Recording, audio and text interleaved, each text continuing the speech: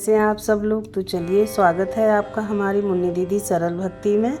आप सभी को अक्षय तृतीया की बहुत बहुत बधाई। अक्षय तृतीया आते ही सबके घरों में तैयारियां होने लगती हैं, तो आज कुछ चर्चा करेंगे इसी अक्षय तृतीया के बारे में। अक्षय तृतीया को एक आखा तीज भी कहा जाता है। कहीं कहीं अक्षय तृतीया होती है, कहीं आका तीज है, कहीं कुछ कहा जाता है। अक्षय तृतीया की बहुत ही मान्यता है।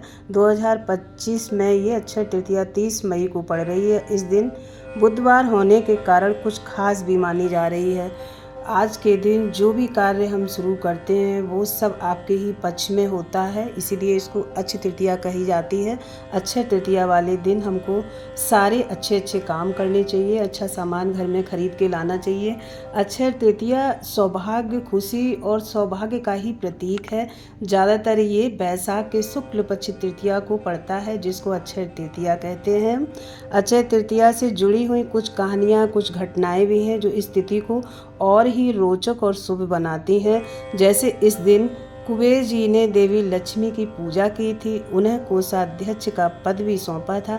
इसीलिए इस दिन लोग सोने के आभूषण खरीदना पसंद करते हैं। घर में सोने के आभूषण लाते हैं, चांदी के आभूषण लाते हैं, कुछ ना कुछ खरीद के ज़रूर लाते हैं। कहते हैं माता के चरण पादुका हमें ज़रूर खरीद के लानी चाहिए।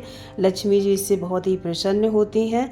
इस दिन पवित्र गंगा नदी स्वर्ग से सीधे धरती पर उतरी थी, तो हमें इस दिन एक खास ही तरीके से इसे मनाना भी चाहिए। महाभारत के अनुसार भगवान कृष्ण ने पांडवों को एक अक्षय पात्र दिया था, जिसको अक्षय पात्र एक कटोरा कहते हैं, जिसके उपयोग करने पे पांडव खाना बनाते थे और खाना कभी भी ख़त्म नहीं होता था, इसीलिए इसको अक्षय पात्र कहा गया है। ये अक्षय तृतीया बहुत ही महत्वपूर्ण मानी जाती है। अक्षय तृतीया को परशुराम जयंती भी मनाते हैं। इस दिन दिन भर पूजा अर्चना करने के बाद सभी लोग भजन गुनगुनाते हैं। मंदिरों में, घरों में, कई जगह पे भजन भी गुनगुनाए जाते हैं। अक्षय तृतीया वाले दिन कुछ ना कुछ घर में ज़रूर खरीद के लाना चाहिए।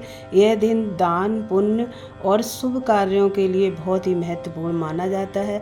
अक्षय तृतीया पर नई फसल आती है, तो हमें अपने घर में अनाज ज़रूर खरीदना चाहिए। जैसे गेहूँ, जौ, चावल, मूंग, पीली सरसों, हल्दी, चना, ये सब हमारे लिए सोने के समान ही महत्वपूर्ण है, क्योंकि अनाज अगर हमारे घर में है तो हम कभी भी भूखे नहीं रह सकते हैं, और इसीलिए हमें सोने से ज़्यादा अनाज को महत्वपूर्ण देना चाहिए। अनाज हमारे लिए बहुत अति आवश्यक है। अक्षय तृतीया को अनाज घर में भरना कहते हैं ना, कभी ख़त्म ना होने वाली चीज़ है। अक्षय का कभी क्षय नहीं होता है, इसीलिए अक्षय तृतीया कही जाती है। इस दिन घर में नई फसल आती है, गेहूँ आते हैं, चने आते हैं, जौ आते हैं, ये सब नई फसल ही है। इन सब नई फसल को हम अपने घर में लेके आते हैं, तो हमें ये ज़रूर लानी चाहिए। इस समय खेतों में किसान लोग गेहूँ की फसल को काटते हैं। सबसे ज़्यादा इसी में बैसाख के महीने में ही ये फसल काटी जाती है, तो हमें इन सब चीज़ों को ज़रूर लाना चाहिए। सोना अगर आप ख़रीदना चाहते हैं, लेकिन आजकल इतना महंगा सोना है तो कौन ख़रीद सकता है, ख़रीदने वाले ख़रीदते भी हैं, तो हमें जौ ख़रीदने चाहिए। जौ सोने के समान ही होते हैं। और चांदी जो होती है, चावल को चांदी के समान माना जाता है। और हल्दी घर में शुभता का प्रतीक है, और लोग इसे सब चीज़ें साल भर के लिए ही खरीद के इकट्ठा करते हैं, तो हमें इन सब चीज़ों को ज़रूर अपने घर में लाना चाहिए। और पहले मिट्टी के बर्तनों को ज़्यादा उपयोग होता था। बैसाख के महीने से ही गर्मी कुछ अधिक पड़ने लगती है, तो हमें एक मटका लाना चाहिए, कलश जिसको बोलते हैं, उसको पानी भरना चाहिए, और उस ठंडा पानी पक्षियों के लिए, लोगों के लिए पानी का दान करना चाहिए, उनको प्याऊ लगवाने चाहिए। तो ये बैसाख का महीना, बैसाख, जेठ, आगे अब जो भी आने वाला समय महीना है, वो सब गर्मी के ही है, इसीलिए इसमें मिट्टी के बर्तन का उपयोग बहुत ज़्यादा बताया गया है कि मिट्टी के बर्तन का उपयोग ज़रूर करना चाहिए। और हमें दान भी करना चाहिए, सुराही दान करनी चाहिए, पंखा दान करना चाहिए। हमें वो सब चीज़ें दान करनी चाहिए जिससे हम गर्मी को राहत देते हैं। सत्तू दान करने चाहिए, और ये बहुत ही एक अक्षय तृतीया को बहुत ही अच्छी तरीके से लोग मनाते हैं। और अब तो ये घर घर में मनाया जाने वाला एक त्यौहार जैसा बन गया है। और ये बहुत आज के दिन मिट्टी के बर्तन ज़रूर ख़रीदना चाहिए। मिट्टी के कलश पानी भरकर उस पर एक घी का दीपक आप ज़रूर जला दीजिए। लक्ष्मी माता बहुत प्रसन्न होती हैं। और लक्ष्मी माता को प्रसन्न करने के लिए अगर हमने खीर का भोग लगा दिया तब तो बात ही क्या है, माँ बहुत प्रसन्न होगी।